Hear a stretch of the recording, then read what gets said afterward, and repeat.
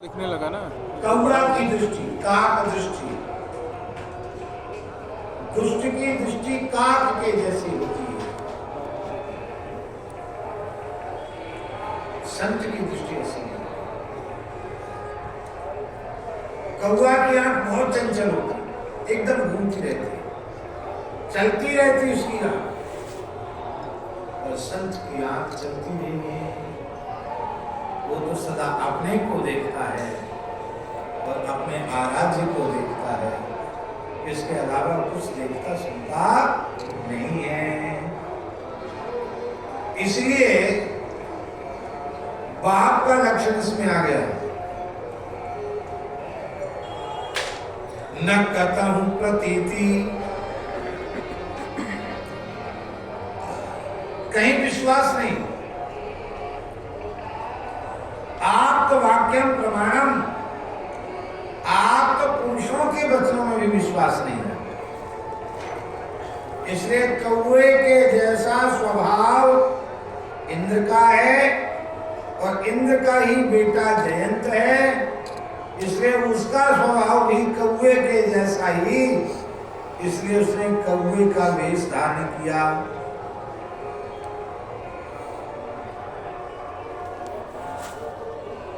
अरे भाई परीक्षा लेनी थी तो अपने स्वरूप से ही चला जाता, इंद्र का बेटा बन के चला जाता,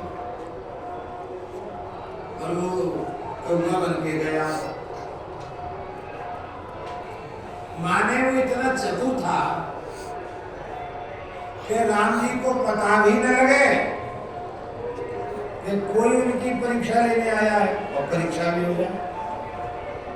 फिर मैं नंबर दूंगा कि राम जी अनुत्तीर्ण हुए, कि राम जी की सप्लीमेंट्री आई, कि राम जी को 40% मार्क मिले, या राम जी ने डिटेंशन किया, ये इतना अभागा राम जी को नंबर देने चला था, कितने नंबर गायब हो गया। इसलिए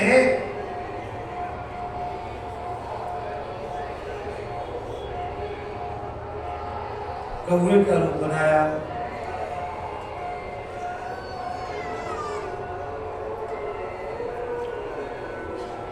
और महाराज जी महामंदमती,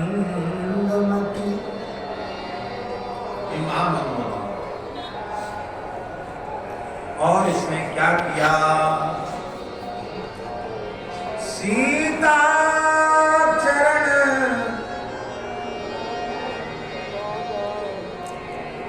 चौंच हति भागा, मूढ़ मंदमती कारण कागा।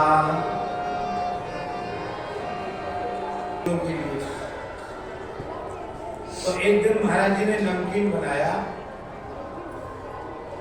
तो घी नहीं था, यद्यपि नमकीन लोग तेल में ही करते हैं, पर महाराज जी वो सेव भी निकालते थे नमकीन शास्त्री जी, तो बढ़िया घी में। बस ये बात थी कि उस समय उमंग का घी बढ़िया चलता था, उमंग डेयरी का, तो उमंग के घी में बढ़िया नमकीन बनाते। तो घी था नहीं तो तेल में नमकीन बनाया, और महाराज जी ने वो फैलाया डब्बा, चिड़िया मान कर गई, नाराज हो गई चिड़िया, किसी ने नहीं खाया, ची ची ची ची करके हल्ला गुल्ला मचा के चली गई।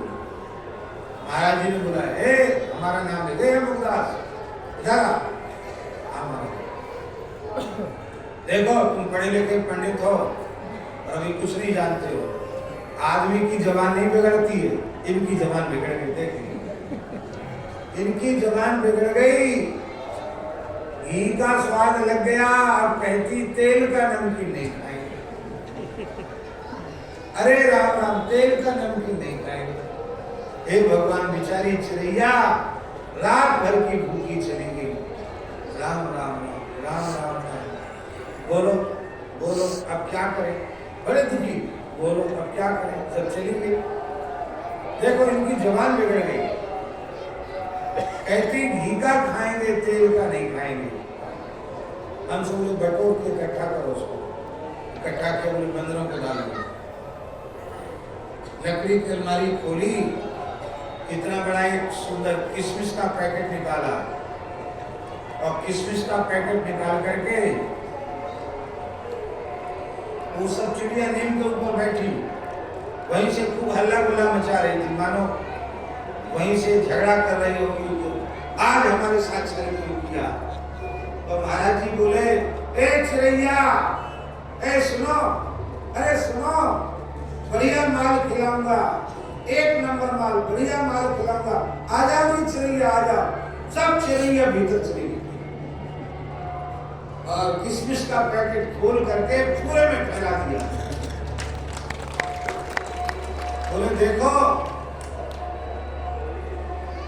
नाराज मत होना, कल से घी का नमकीन मिलेगा।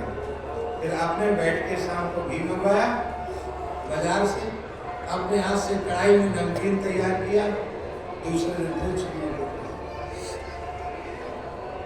इसको कहते सर्वभूते तेरदा, ते प्राप्त बंतु नामेव सर्वभूते तेरदा। इसको कहते एकात्म भाव, यानी प्रवचन का एकात्म भाव नहीं। मंदिर में ठाकुर जी को भोग लग के आता तो महाराज जी तो केवल साग लेते थे 1.5 चक्कर, और ठाकुर जी के थाल का कुछ महाप्रसाद लेते और नीम के नीचे बैठे रहते। हमको तो करना नहीं आता, नहीं जीव से चक चक चक चक चक चक चक चक की आवाज करते, जैसी गिलहरी बोलती है, बिल्कुल गिलहरी की आवाज। और हमको तो बोलना नहीं आता, जैसे गिलहरी बोलती, जैसे सैकड़ों गिलहरी बोल रही हो, ऐसे महाराज जी गिलहरी की आवाज लगाते। वो दौड़ी गिलहरी सब चली आती, कोई यहाँ से चढ़ रही है, कोई यहाँ से चढ़ रही है, कोई हाथ पे चढ़ रही है, पर उनको चावल खिला, भात खिलाते सब। अरे एक बाल्टी पानी खींचो, सब हमारा आसन सखरा कर गई है, लाओ पानी से धो, कपड़े से पूछ लेते बैठ।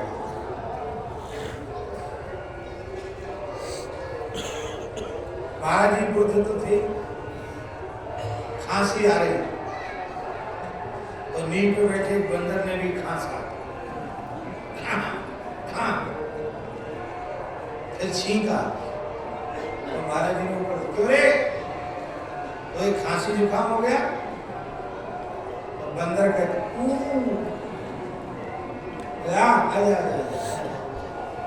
बंदर आ गए तो नारियल के पात्र में खांसी का सीरप डालते और उसको उंगली से चाटते थे। तो डबल डोज डाल दिया तो कुछ तो चाट गए और अपना ही प्रसाद है, जीव निकाल, बढ़िया दवा है, देख खांसी के मिट जाएगी। तो बंदर पास में बैठा, ऐसे जीव निकालता, महाराज उंगली से भीतर मुंह डाल के चटाते, सब चटा दिया। दूसरे दिन जैसे दवाई लेने बैठे, फिर बंदर आ गया वही। महाराज जी बोले, अरे खांसी में आराम हुआ? तो कहते आ जा, उसको दवाई छिटाए। बोले, देख बच्चा, तेरी भी खांसी दूर हो गई, मेरी भी खांसी दूर हो गई।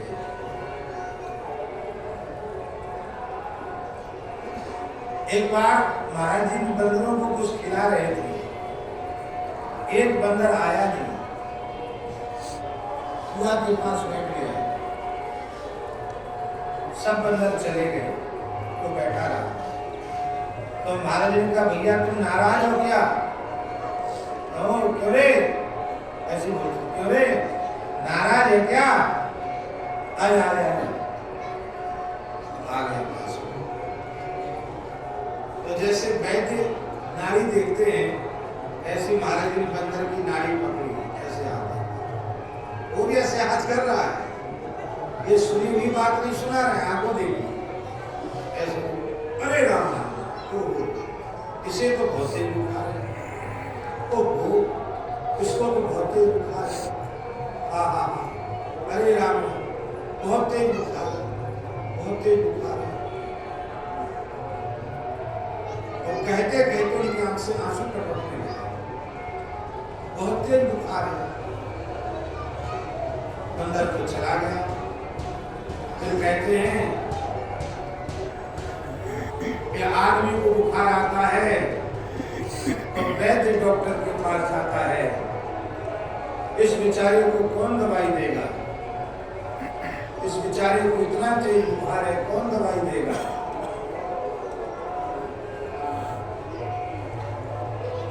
और कोठरी में गए और कांपने लगे और महाराज जी को बहुत तेज बुखार आ गया। बिल्कुल स्वस्थ बैठे थे, तुरंत बंदर गया नहीं, कोठरी में चले गए और लेट के कांपने लगे। हमसे बोले देख बुखार हो गया क्या? महाराज जी आपका शरीर तो बहुत गर्म है। चलो ठीक है, कमल बढ़ा दो।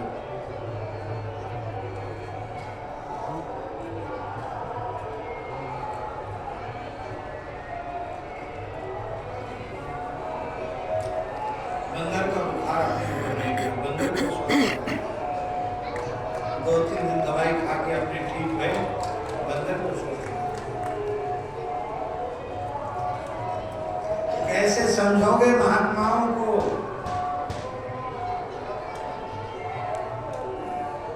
और सिद्धाई कैसी?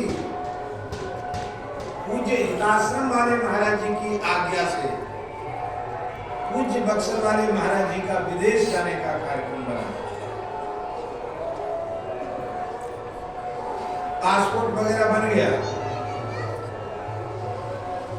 तो बनता है ना बाहर जाने का, तो बन गया। किस में आ गया ये? तो पक्षियों में अन्य पक्षियों के स्थान ये ज्यादा विचित्र प्रकार का पक्षी है कौवा। सबसे डरता है, इसलिए कारण कागा। श्रीमद् वाल्मीकि रामायण में महर्षि वाल्मीकि ने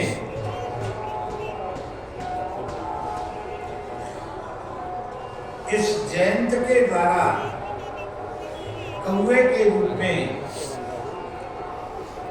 श्री किशोरी जी के चरण में प्रहार किया, ऐसा नहीं लिखा है। श्रीमद् वाल्मीकि में लिखा है विददारस्तनांतरे, यहां वक्ष में चोट की है उसने, चोट से पड़ने उसने। और गोस्वामी जी ने लिखा है सीता चरण चोंच हति भागा, मूढ़ मन्नमति कारण कागा। चरण में चोंच का प्रहार करके भागा, वो मंदमती परीक्षा लेने के लिए कौवा बना था।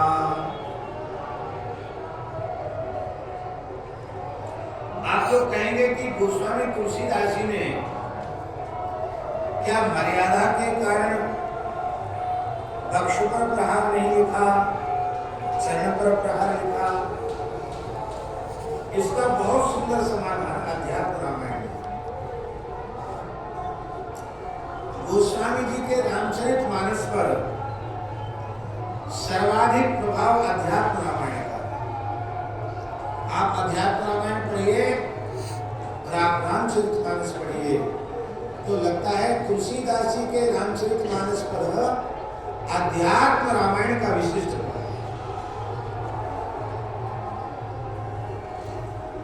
अध्यात्म रामायण में लिखा है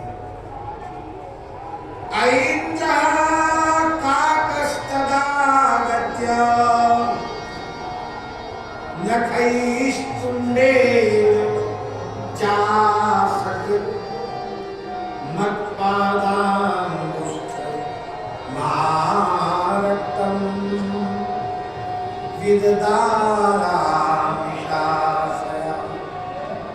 वहां स्पष्ट लिखा है कि इंद्र के बेटा जयंत ने कौवा बनकर अपने पंजों से और अपनी चोंच से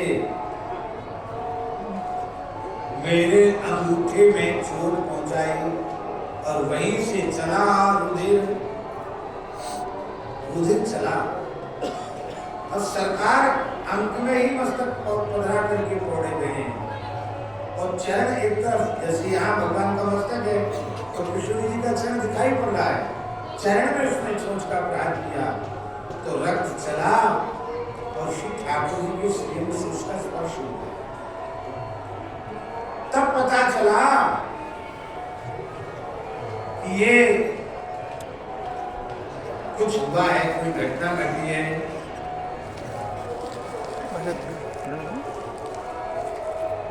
तो कृष्ण रक्त का संयोग 5 बजे के बाद सो जाते हैं। अच्छा, छूना नहीं चाहिए। श्री अंग से हुआ अच्छा, इधर करता है करके रखो ना। ऐसे। तो सरकार को रघुकुल की प्रतिष्ठा रखने के लिए बात है, बस छोड़ दो मेरे को। नहीं तो भगवान को सुर रक्षक, भगवान का नाम क्या है? इंद्र का बेटा है, फिर भी उसको थोड़ा दंड देने का विचार हो गया।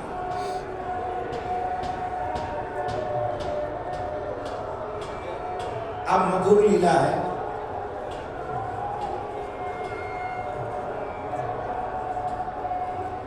बैठ जाओ माता जी, मैं मंदिर में चढ़ा, मंदिर में चढ़ा, बाहर मंदिर।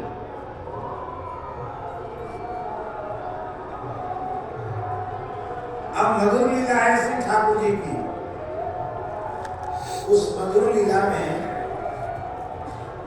धनुष बाण की आवश्यकता नहीं है।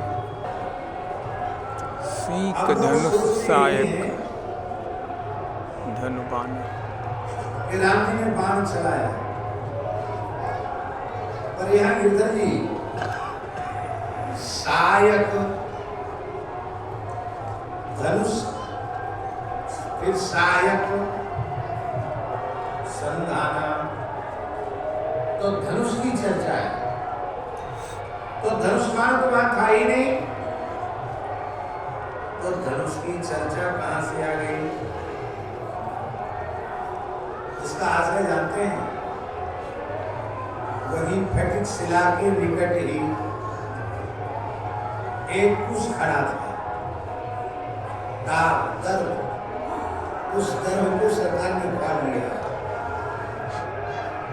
और गर्भ के एक तन को तो ऐसे किया, धनुष के जैसे टेढ़ा, ऐसे ऐसे होता ना धनुष, और इस सींग को धनुष के ऐसे रखा, ऐसे कर दिया बस। माने न धनुष है न बाण है, पर गर्भ के एक तन को ही धनुष के जैसी, धनुष के भाव से लिया और एक तन को गर्भ के बाण के भाव से लिया।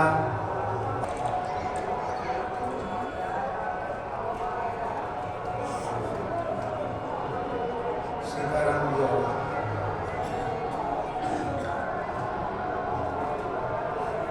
नहीं, पर सरकार सदा दीन पर दया करने वाले हैं।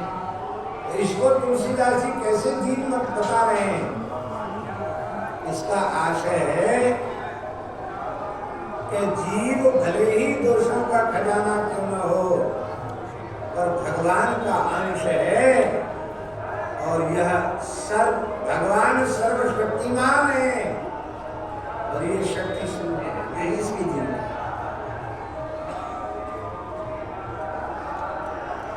भगवान तो भगवान है, भले तुच्छाति तुच्छ है, भले ही वह अपने को दीन नहीं मानता, पर वस्तुतः जीव है तो दीन ही नहीं है।